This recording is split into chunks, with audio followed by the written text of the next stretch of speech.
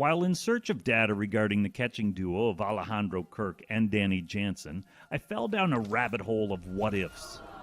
What if Danny Jansen could replicate his 2022 numbers in 2023? And what if he could replicate those numbers over 400 at-bats instead of 215? What's the value of that type of catcher, capable of hitting 25 home runs along with an 800 OPS? I'm guessing it's pretty high, certainly high enough to earn him more at-bats. But by going down this rabbit hole, I came across a problem. There's no room for Danny Jansen to earn more at-bats. If this scenario were to play out, the DH position would become so congested, the Blue Jays would be forced to take at-bats away from Alejandro Kirk, George Springer, or Brandon Belt, which makes no sense. The only real option is trading one of those players before the deadline. Based on Danny Jansen's career trajectory and age, there's no reason to suggest a regression will be likely. In fact, if we're playing the percentages, it's more likely than not Jansen hits well enough to earn 400 at-bats at the catcher position, which makes this rabbit hole worth going down. So please, follow me. The entire obstacle to Danny Jansen earning more at-bats, aside from his health, is the logjam it creates at the DH position.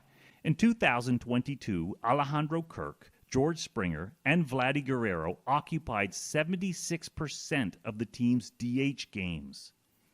After that trio, the most games played at DH came from Danny Jansen and Cavan Biggio, who each played just 3 games respectively. So if Danny Jansen could replicate his 2022 numbers over 400 at-bats, how would that alter the current roster in 2023? Well, we first have to determine what's a given.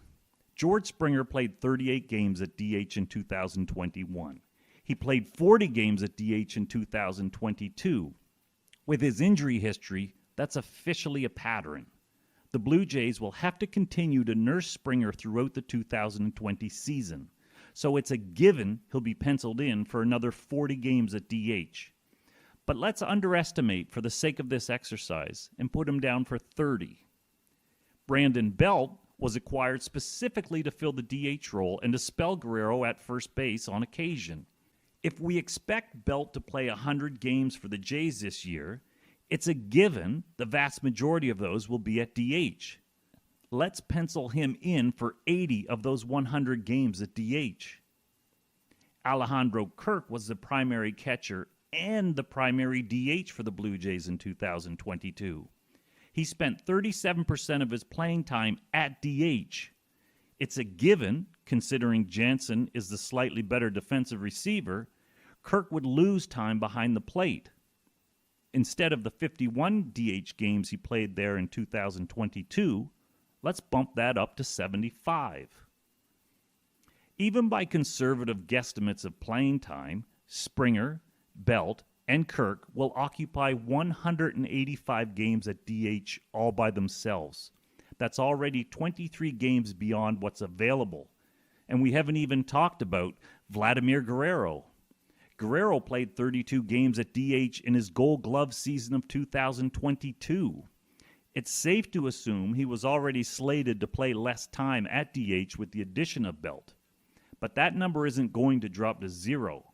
Let's be safe and cut it in half. Pencil Guerrero in for 16 games at DH. How about Dalton Varsho?